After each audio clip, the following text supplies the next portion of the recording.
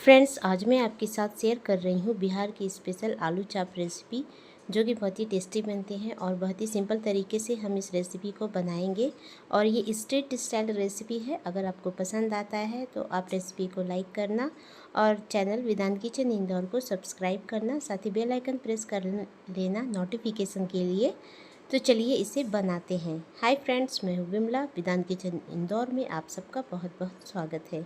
तो यहाँ पर सबसे पहले हम मूंगफली को फ्राई करेंगे। मूंगफली को अच्छे तरीके से चटकने देंगे, तभी ये क्रिस्पी होंगे। और जैसे ही मूंगफली चटक जाते हैं और हल्का सा कलर चेंज होता है, तब तक हम मूंगफली को फ्राई करेंगे। तो इस रेसिपी को हम सिंपल तरीके से बनाएंगे और बिल्कुल वैसे ही बनाएंगे जैसा कि घर में बनाया जाता है, मगर ये स्ट्रीट स्टाइल रेसिपी है, हम इसे थोड़े से अलग तरीके से बनाएंगे। तो यहाँ पर मूंगफली को हमने फ्राई कर लिया है और मूंगफली के साथ ही हम सूखी लाल मिर्च को फ्राई करेंगे। तो मेरे पास ये गोल वाली लाल मिर्च थी। आप ना वो तीखी वाली जो लंबी वाली लाल मिर्च होती है ना, वो आप फ्राई करना, उससे काफ़ी अच्छा तीखापन आता है। ये तो कम तीखी होती है। तो मूंगफली फ्राई हो गई है तो हम इसे निकाल लेंगे। तो जगह जगह पे आलू चाप की रेसिपी का तरीका भी थोड़ा अलग हो जाता है। तो हो सकता है ये बिल्कुल ऑथेंटिक तरीका ना हो, लेकिन ये रेसिपी बहुत ही ज़्यादा टेस्टी है, यमी है और सिंपल है। तो इस रेसिपी को ज़रूर से ट्राई करना। मूंगफली फ्राई हो गया है तो अब हम इसका एक मसाला तैयार करेंगे। जो मिर्च हमने फ्राई की हुई थी उसे हम इमाम दस्ते में डाल लेते हैं और साथ ही जो इसका पीछे का डंठल है ना, वो हम निकाल देंगे।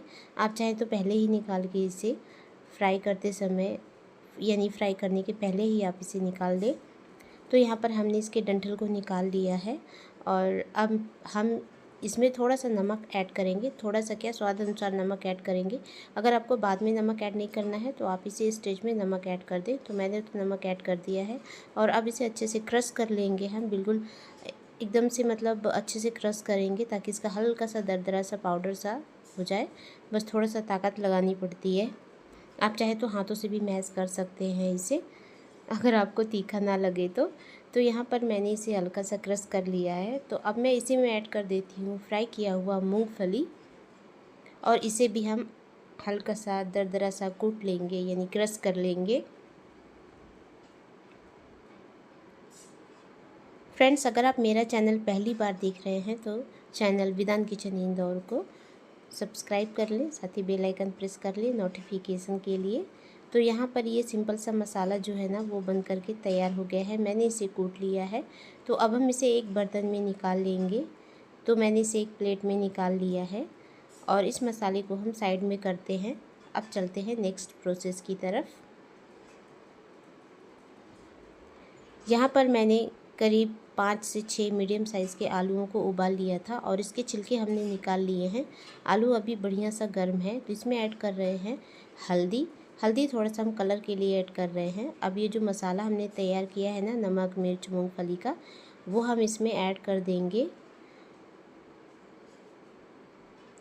और इसमें हम ऐड करेंगे अपने फ्लेवर के अकॉर्डिंग, आप जो भी चीज़ें ऐड करना चाहें वो ऐड कर सकते हैं। तो इसमें थोड़ा सा अजवाइन जाएगा और अजवाइन के साथ ही हम इसमें थोड़ा सा ऐड करेंगे कलौंजी। तो अजवाइन और कलौंजी दोनों को हाथों से थोड़ा सा मसल करके ऐड करें, इसका फ्लेवर बहुत ही बढ़िया आता है। साथ में भुना हुआ जीरा पाउडर है, तो जीरा को पहले हमें भून लिया है, फिर इसे हमने अच्छे से कूट लिया है, फिर हमने इसमें आलू में ऐड कर दिया है। अब इसमें ऐड करेंगे थोड़ा सा आमचूर पाउडर, चटपटापन चुटकी के अकॉर्डिंग।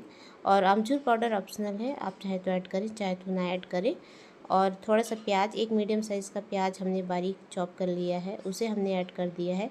साथ में बारीक कटा हुआ धनिया पत्ती और हरी मिर्च भी ऐड कर देंगे। तो हरी मिर्च मेरे पास नहीं था तो मैंने सिर्फ धनिया पत्ती ऐड की हुई है। और आलू गर्म था तो मैंने मैसर की हेल्प से इसे थोड़ा सा क्रश कर लिया था, फिर मैंने इसे हाथों की हेल्प से अच्छे से मैश कर लिया था। तो इसे हाथों की हेल्प से ही मैश करना है, तो क्योंकि ये बहुत ही बढ़िया से मैश हो जाते हैं।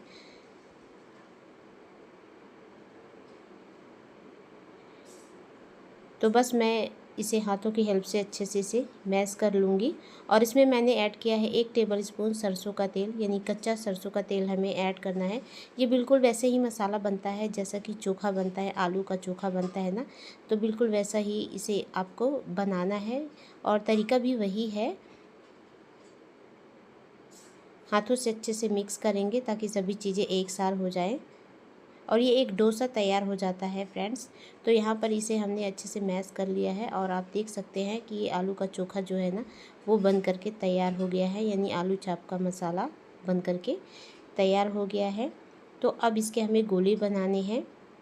तो यहाँ पर हमने ना हाथों में थोड़ा सा हमने ऑयल लगा लेना है ताकि ये अच्छे से बन जाए, यानी चिपके ना।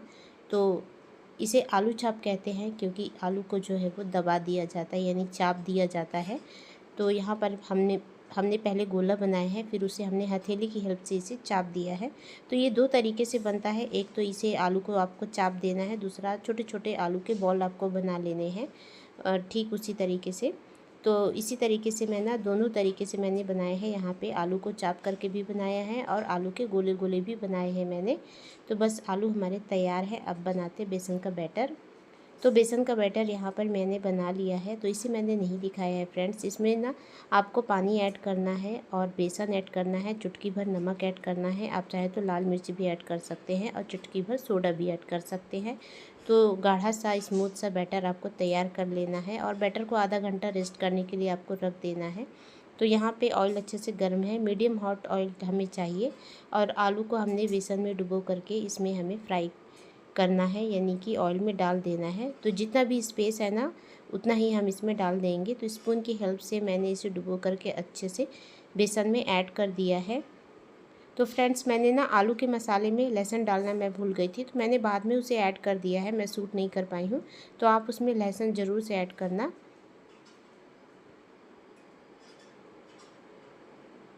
और बस हमें इसे हल्के हल्के से स्पैचुला की हेल्प से इसे हमें ऑयल को जो है बेसन के बैटर के ऊपर भी डालते जाना है ताकि ये स्पैचुला में लगे ना और अच्छे से ये फूल जाए। और अगर आपको ना इंस्टेंट बनाना हो ना तो आप बेसन में ना चुटकी भर जो है मीठा सोडा डाल लें। और अगर आपको लगे आपके पास समय है, आधा घंटा बैटर को आपको रेस्ट करने देना है, तो मीठा सोडा ऐड करने की कोई ज़रूरत नहीं है, वो अपने आप ही मतलब पफ हो जाते हैं बेसन। तो ये देखिए इस तरीके से अलट पलट कर हम जो है आलू चाप को फ्राई कर लेंगे और बिल्कुल हल्का ब्राउन और बाहर से क्रिस्पी अंदर से सॉफ्ट। ये आलू चाप खाने में बेहद ही स्वादिष्ट लगते हैं। तो यहाँ पर हमने आलू चाप को अच्छे से फ्राई कर लिया है और इससे ज़्यादा गाढ़ा कलर हम नहीं करेंगे। तो बस मैं इसे प्लेट में निकाल लेती हूँ और इसी तरीके से हम बाकी के आलू चाप को भी फ्राई करके निकाल लेंगे। तो ये गोले वाले हैं आलू चाप, तो आप दोनों तरीके से बना सकते हैं। दोनों ही तरीके से आलू चाप जो है टेस्टी ही लगते हैं और पॉपुलर हैं, तो ज़रूर से बनाइएगा। तो लीजिए आलू चाप की रेसिपी तैयार है। और ये जो चटनी है ना, ये मैंने टमाटर, धनिया पत्ती, लहसुन और मिर्च की बनाई हुई है। चुटकी भर मैंने इस चटनी में आमचूर पाउडर भी डाला है चटपटेपन के लिए। तो अगर आपको ये रेसिपी पसंद आया हो तो रेसिपी को लाइक कर लेना और चैनल को सब्सक्राइब कर देना और साथ ही बेल आइकन प्रेस करना मत भूलना फ्रेंड्स। तो फिर मिलेंगे एक नई रेसिपी के साथ। Take care, bye bye.